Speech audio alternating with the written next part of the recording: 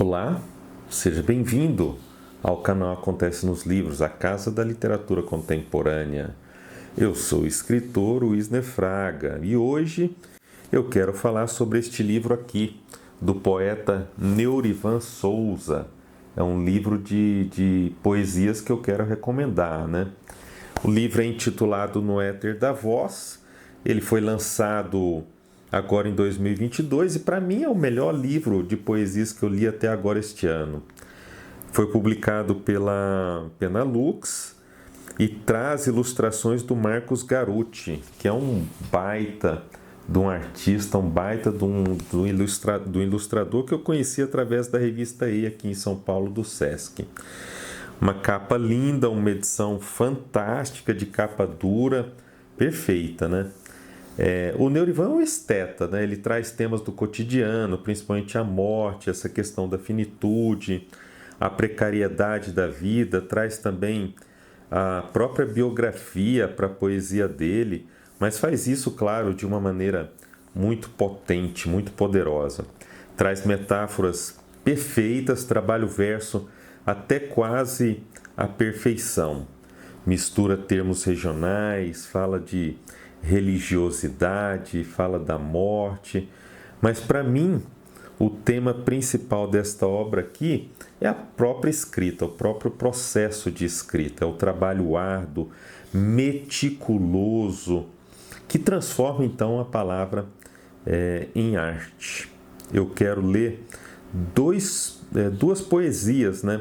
Dois poemas deste livro aqui de Neurivan. O primeiro deles é intitulado, deixa eu ver aqui, ele dedica esse poema à mãe dele, eu achei maravilhoso, Mãos que me vestiram.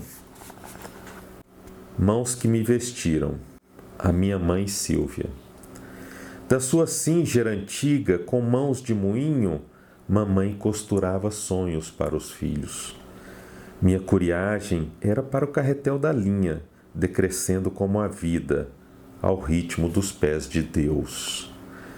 Ela prolongava os dias e só faltava emendar sol e lua numa única peça para nos vestir de livros. O plique, plique, plique da agulha, o olhar entregue ao pano abria rotas no invisível e girassóis de silêncios.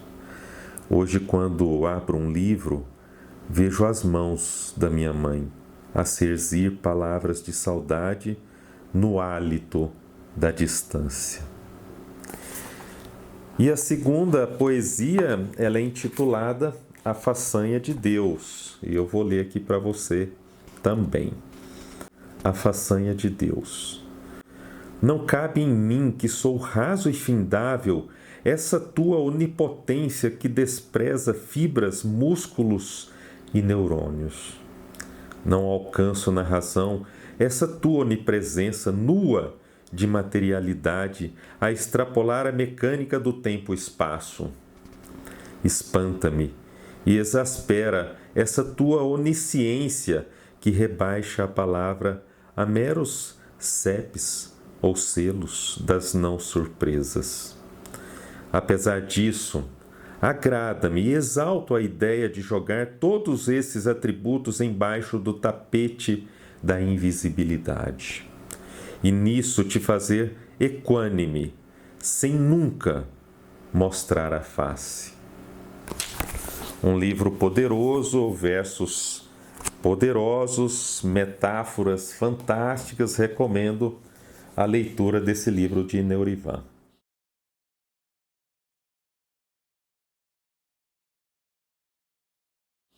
Bom, dando continuidade aos clássicos da literatura brasileira, hoje eu falo de um escritor que para mim já é um clássico também, né? Que é o Ferrez. E a obra que eu vou comentar é o romance Capão Pecado.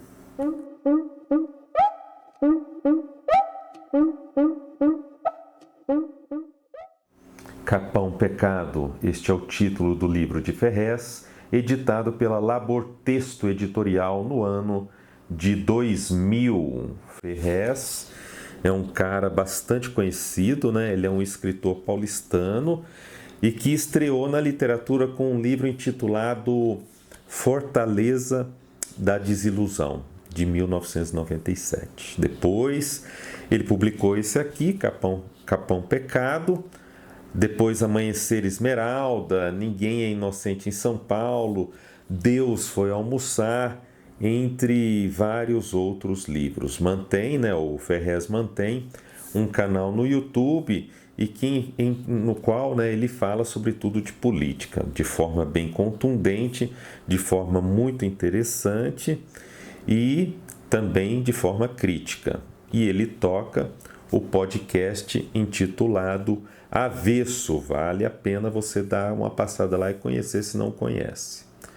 Capão Pecado é um marco, né, da literatura marginal. Eu não gosto muito desse termo literatura marginal, mas eu reconheço que ele é importante para ressaltar que este aqui foi um romance produzido na periferia, né, na comunidade, então, de Capão Redondo, aqui em São Paulo. E é para delimitar mesmo o espaço, né, que ele usa esse termo. Eu digo que eu não gosto porque, para mim, literatura é literatura de qualquer jeito, né? E esta aqui é uma literatura de qualidade. Mas eu reconheço a importância de delimitar espaços, da importância desse termo de literatura marginal para que a cultura produzida na periferia também, claro, seja valorizada. Então, é uma delimitação de espaço. O romance está dividido em 5 partes e no início, né, de cada uma dessas 5 partes há um texto de algum coletivo, de artistas que vivem ou que viveram na periferia, né? Então eles dão o depoimento, claro, são sempre depoimentos fortes, depoimentos precisos, contundentes e fundamentais. É importante que se ressalte isso. O romance é narrado em terceira pessoa e tem Rael como personagem principal. Embora fale também de outros personagens que vivem em Capão Redondo, né? A história é ambientada em Capão Redondo, é um bairro da periferia, né? Da extrema periferia aqui de São Paulo. Rael está imerso então em um contexto de violência, de brigas de facções, de extrema pobreza, de tráfico de drogas, de uma luta cruel pela sobrevivência em um lugar que foi totalmente esquecido pelo poder público. Ele pelo menos inicialmente, né, Rael é um bom moço. Ele não quer se envolver com o crime, então procura maneiras, né, de sobrevivência, um trabalho, né? Ele vai trabalhar em uma metalúrgica e lá ele se envolve com Paula. Paula é então a namorada do melhor amigo dele, o Matierros. E aí começam, né, de forma mais profunda os questionamentos do próprio Rael, mas não só dele, sobre traição e principalmente sobre ética. É importante também citar, né, a presença nesse romance aqui de grupos evangélicos, né, de imensos templos que chegam na periferia. A igreja é retratada de forma bem crítica, mas sem nenhum tipo de generalização. O romance retrata uma realidade que é vista sob a ótica dos personagens que moram ali e que sabem, conhecem e falam de sua própria realidade. A linguagem que este romance traz é simples, ela é direta e enxuta.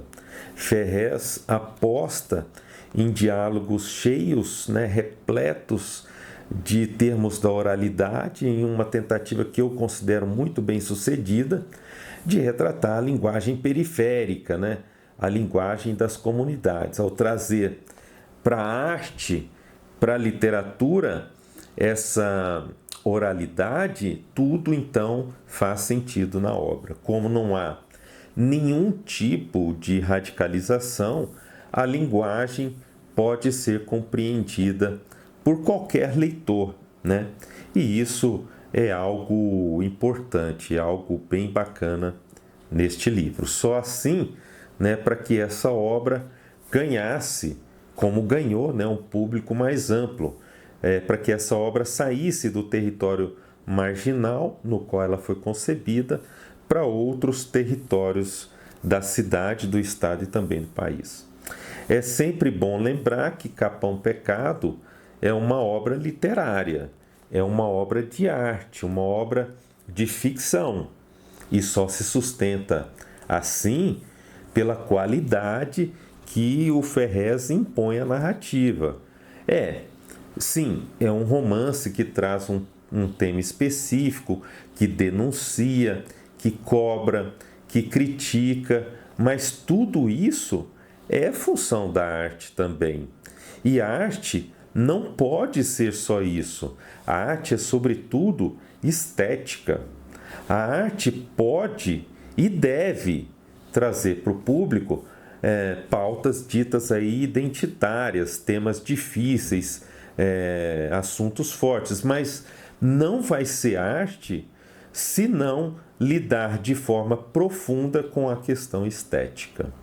E Ferrez faz isso muito bem neste livro aqui. Eu vou ler para vocês agora uma parte em que o Ferrez fala sobre, então, a chegada da igreja nessas comunidades marginais, né, na periferia. Outra coisa que eu achei bem legal aqui nesse livro é uma certa mistura, né, da ficção, que a obra toda é uma obra de ficção, ela conta uma história ficcional. Então essa mistura com a realidade, quando, pelo menos essa edição que eu tenho aqui, traz ali algumas fotos bem bonitas de Capão Redondo, né? Então, fotos aqui de artistas, né, que saíram de Capão Redondo, como Cobra, como o próprio Mano Brown, que faz aqui, escreve uma espécie de prefácio aqui no livro, um texto bem bonito, bem forte, bem contundente mesmo, como é toda a obra. Então, as fotos, elas dão uma riqueza para o livro, elas deixam o livro bem interessante. Aqui umas fotos lá de Capão Redondo, né? Enfim, é uma mistura então dessa forma, né, o jeito que Ferrez encontrou, um jeito bem criativo, bem interessante, né, de também, né, contar um pouco por meio de fotos da comunidade ali da qual ele faz parte. Bom, não deixem de ler Capão Pecado, é um baita de um livro, eu considero eu considero um clássico da nossa literatura brasileira. Se você gostou desse vídeo, divulgue-o em suas redes sociais, ajude o nosso canal a crescer, valorize esse nosso trabalho em prol da literatura, sobretudo brasileira contemporânea. Valorize o trabalho dessas editoras, desses autores, e o melhor jeito de valorizar o trabalho deles é comprando as obras que eles produzem e publicam. Muito obrigado por assistir esse vídeo e acompanhar o canal Acontece nos Livros.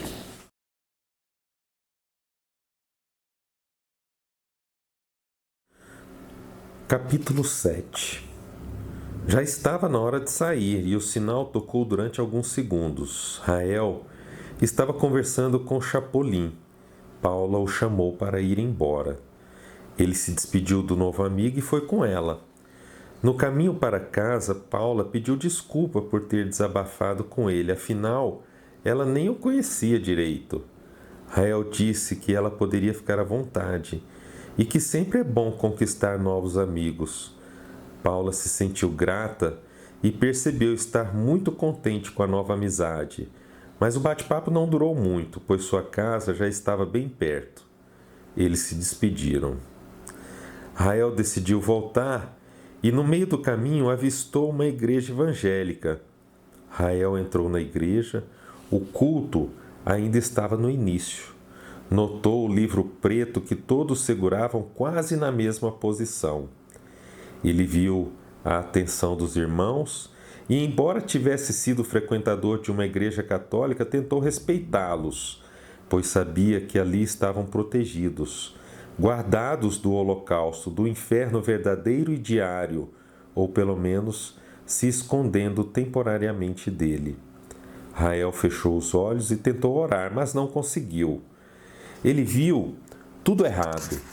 O pai que degolou o filho em um momento de loucura química, a mãe que fugiu e deixou 3 filhos, a grande manipulação da mídia que elege e derruba quem quer, a forte pressão psicológica imposta pela família, o preconceito racial, o pastor que em 3 anos ficou rico, o vereador que se elegeu e não voltou para dar satisfação, o dono de banco que recebe ajuda do governo e tem um helicóptero, os empresários coniventes, covardes, que vivem da miséria alheia, a mulher grávida que reside no quarto de empregada, o senhor que devia estar aposentado e arrasta carroça, concorrendo no trânsito com carros importados que são pilotados por parasitas, o operário da fábrica que chegou atrasado e é esculachado, o balconista que subiu de cargo e perdeu a humildade, o motorista armado,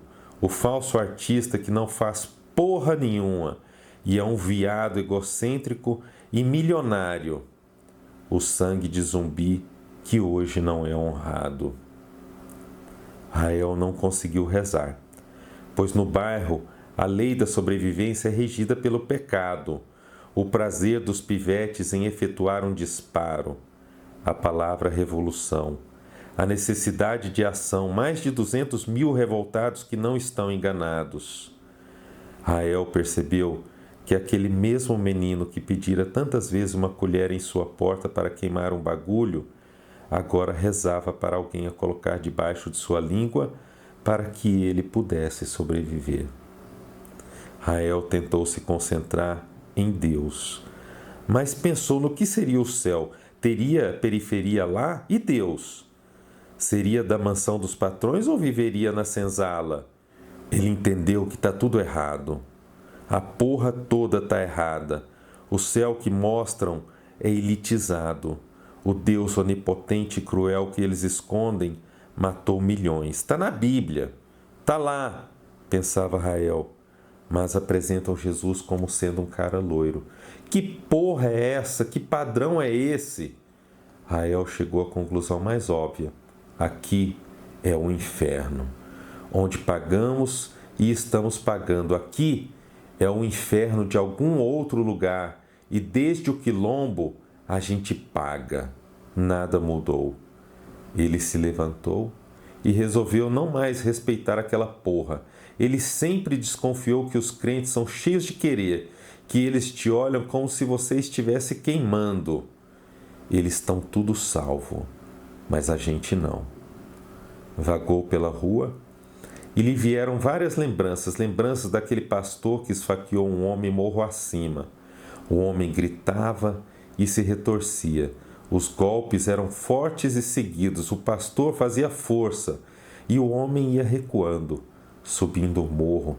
A faca perfurava órgãos internos. O homem era um boneco. Caiu no chão frio. A dor do pastor? Uma paixão, o amor de sua filha. Rael sabia da história, a filha pura do homem de Deus, o escravo do crack juntos, unidos, nus, no ato de amor divino. Rael tentou parar de raciocinar, tentou parar de pensar. Estava tudo errado, a porra toda estava errada, tudo. Resolveu pegar um ônibus para voltar. Ficou esperando no ponto que estava cheio, como sempre. Encontrou o capachão, começaram a conversar e o amigo lhe disse que logo seria chamado para entrar na academia do Barro Branco, onde seria treinado para, se Deus quisesse, em breve tornar-se policial. Rael se sentiu orgulhoso do amigo, pois a maioria dos demais não queria nada com nada.